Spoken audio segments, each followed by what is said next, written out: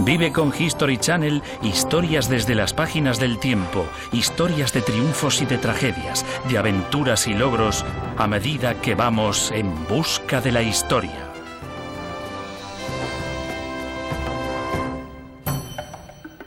Volvamos al primer gran centro mundial del saber, un lugar donde los sabios eran los reyes. Descubra un almacén de antigua sabiduría cuya grandeza no pudo salvarlo de la destrucción. La Biblioteca de Alejandría. La Biblioteca de Alejandría en el Antiguo Egipto fue algo más que una simple biblioteca. Fue el primer centro de investigación del mundo. Alejandría invitaba a dignatarios de todo el mundo a estudiar en las salas de su biblioteca.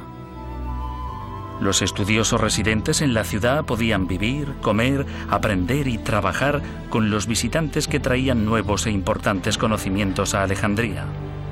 Aparentemente, todo lo que queda de la legendaria biblioteca es esta moderna excavación llamada el Serapeo, la estructura secundaria construida cuando la biblioteca original empezó a desbordarse con libros y gente. El Serapeo nos permite vislumbrar el ilustre pasado de la biblioteca, provocando aún más nuestra curiosidad. Lo increíble sobre la Biblioteca de Alejandría es que era el centro del saber más importante del mundo antiguo. Y no sabemos dónde estaba o dónde está ahora. No sabemos cómo era. No sabemos con detalle qué libros tenía.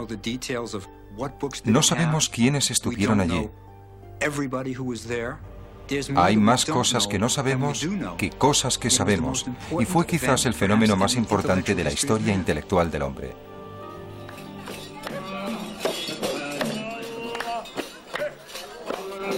Hoy día viven más de 3 millones de personas en Alejandría, la mayoría seguidores del Islam. Las viejas calles están inundadas de tiendas y edificios construidos junto a antiguas ruinas. Situada a 210 kilómetros al noroeste de El Cairo, Alejandría es la segunda ciudad más grande de Egipto y sede de su principal puerto. En el siglo IV a.C., este magnífico puerto abierto y su isla de faros atrajeron al ilustre conquistador Alejandro Magno. Cuando Alejandro fundó la ciudad en el año 332 a.C., eligió este lugar para su localización. El mar Mediterráneo, la isla de Faros y la proximidad del río Nilo la convertían en una buena base naval. El puerto natural permitía el fácil acceso a todas las naciones del cada vez más floreciente Mediterráneo. El comercio y el intercambio con otras civilizaciones resultaba posible. Alejandría poseía todos los atributos para convertirse en el nuevo centro mundial del pensamiento y la cultura. Cuando Alejandro Magno contempló el puerto vacío, tuvo una visión clara de la ciudad que llevaría su nombre. Pero, ¿por qué querría un guerrero como Alejandro construir una biblioteca?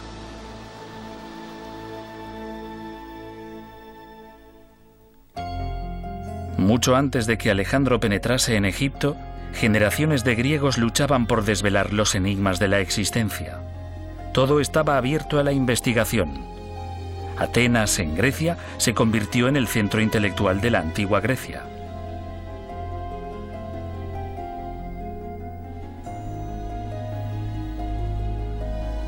El discurso y el debate eran respetados pasatiempos. La oratoria fue la cuna de eruditos que alcanzaron la celebridad. En los siglos V y IV a.C., hombres como Sócrates, Platón y Aristóteles trabajaban en Atenas. Ellos eran los populares y controvertidos artífices de la política de la época.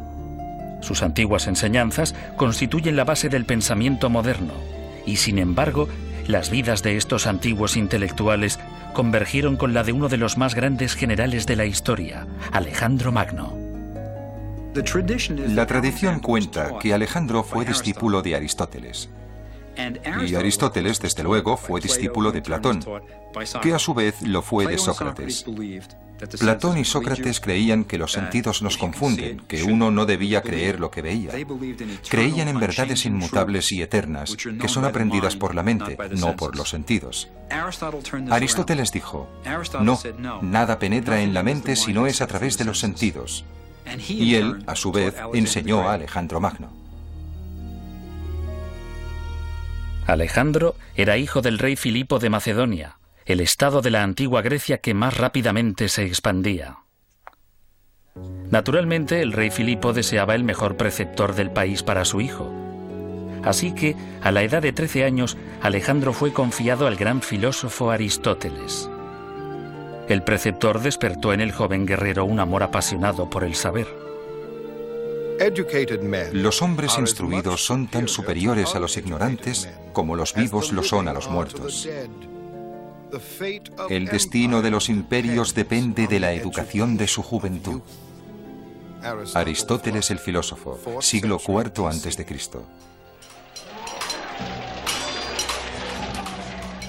Alejandro consideraba el conocimiento como un arma para el poder. En su lucha para conquistar el mundo una década más tarde, Alejandro llevaba consigo en las batallas una copia de Aristóteles de la Ilíada de Homero. El guerrero era también un poeta. Guiando a su impresionante ejército a través de Asia hasta la India occidental, el joven general inspiraba admiración. Su campaña para defenderse de la dominación persa penetró como una lanza en el mundo antiguo, ganándose el apoyo de ejércitos, imperios y países. En el otoño del año 332 a.C., Alejandro penetró en Egipto en su campaña mundial. Egipto, entonces una provincia persa, aclamó a Alejandro como al liberador de la opresión persa. Recibido como soberano, Alejandro fue coronado faraón de Egipto. Durante casi 3000 años, Egipto había sido gobernado por faraones divinos. Esos antiguos faraones eran el vínculo entre sus mortales súbditos y los propios dioses. Los faraones egipcios eran considerados dioses en vida y después de la muerte.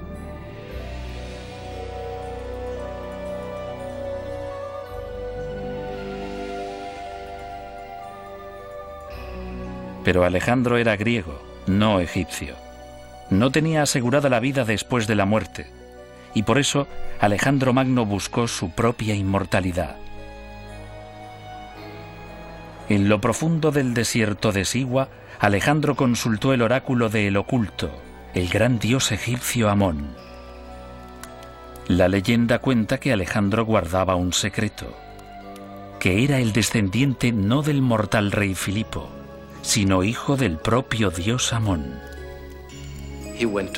Fue a Siwa y preguntó al oráculo del dios Amón si eso era cierto.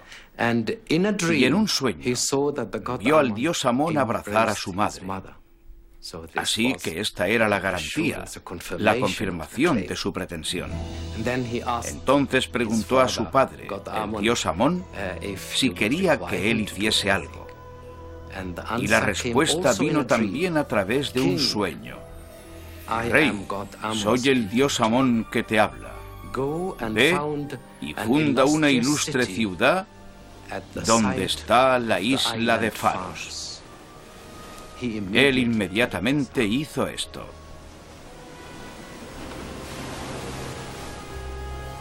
En el sueño, el dios Amón abrazaba a la madre de Alejandro, mientras que en la realidad Alejandro abrazó a Egipto y fundó Alejandría. En el año 332 a.C., decretó que esta ciudad sería el centro del saber del mundo conocido, un imán cultural que atraería a los hombres de talento de todo el mundo. En el corazón de la ciudad habría una institución de enseñanza sobre la que podrían erigirse otros imperios, un lugar de ciencia y literatura. La biblioteca sería un universo independiente de sabiduría acumulada. Los arquitectos diseñaron los planos de la nueva ciudad, pero tras solo 6 meses en Egipto, Alejandro partió a otro lugar a continuar con sus peligrosas aventuras. Parecía que iba a conquistar el mundo, Pero en el año 323 a.C., debilitado por las heridas y la fiebre, posiblemente envenenado, Alejandro Magno murió inesperadamente. ¿Qué ocurriría con su soñada ciudad? ¿Compartirían los nuevos soberanos la sed de conocimientos de Alejandro? La biblioteca de Alejandría aún tenía que ser construida cuando su mentor murió. ¿La contemplaría el mundo alguna vez?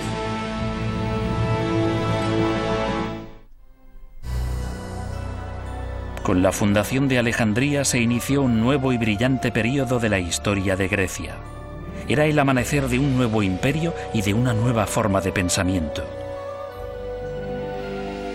Cuando Alejandro Magno murió, Ptolomeo, su general de más confianza, le sucedió en el gobierno de Egipto y construyó la biblioteca concebida por Alejandro. Ptolomeo I inició una dinastía, una serie de reyes de la misma familia que gobernarían Egipto durante casi 300 años. Ptolomeo I convirtió a Alejandría en la capital de Egipto, pero la ciudad aún se enfrentaba a la poderosa competencia de los militares que gobernaban otros países. Competían unos con otros en poder, en riqueza y en grandeza. Uno de los campos de competición era la cultura. Ptolomeo quería que su ciudad fuese no solo la capital de un poderoso país, sino un centro de ilustración, conocimiento y aprendizaje. Los primeros ciudadanos de Alejandría eran egipcios, soldados macedonios, una gran comunidad judía e inmigrantes griegos. Gracias a Ptolomeo, Alejandría empezó inmediatamente a atraer a influyentes intelectuales de todo el mundo griego. Ptolomeo I era un hombre de voluntad de hierro y gran inteligencia. Se rodeó de un círculo de importantes hombres ilustrados en los campos de la literatura, la filosofía y la ciencia.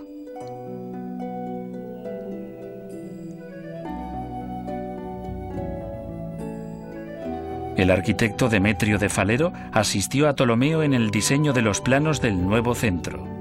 Ladrillos, templos caídos y esfinges semidestruidas son lo único que queda de esta institución.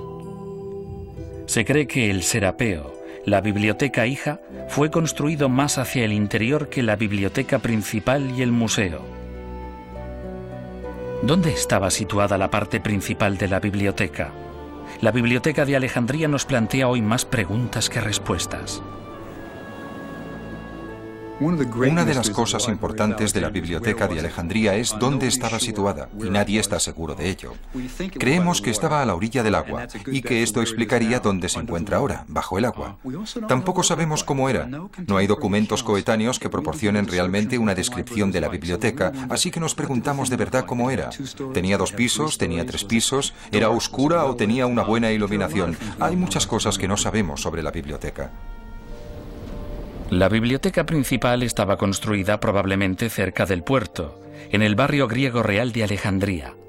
Se cree que estaba dentro o cerca del palacio llamado Bruchión o museo.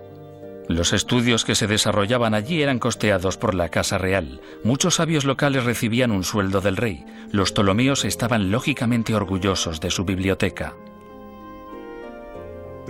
Había un fuerte sentido del deber por parte de los ptolomeos hacia el fomento del aprendizaje, lo que es muy destacable en cierta forma.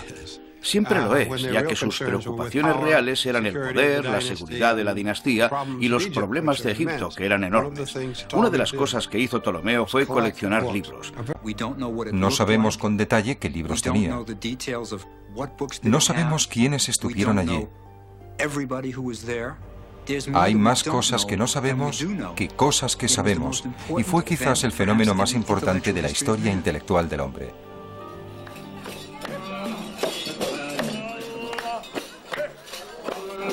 Hoy día viven más de 3 millones de personas. Vive con History Channel historias desde las páginas del tiempo, historias de triunfos y de tragedias, de aventuras y logros, a medida que vamos en busca de la historia.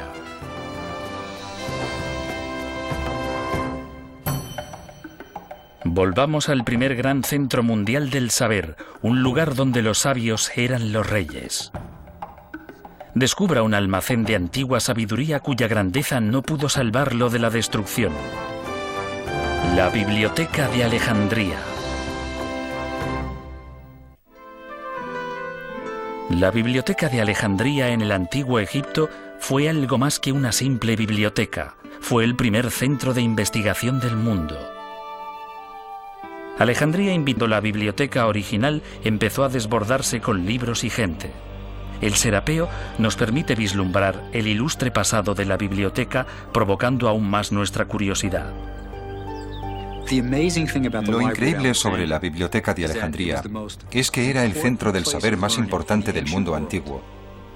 Y no sabemos dónde estaba o dónde está ahora. No sabemos cómo era. Invitaba a dignatarios de todo el mundo a estudiar en las salas de su biblioteca.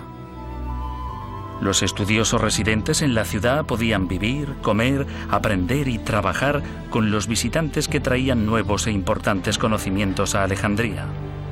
Aparentemente, todo lo que queda de la legendaria biblioteca es esta moderna excavación llamada el Serapeo, la estructura secundaria construida cuando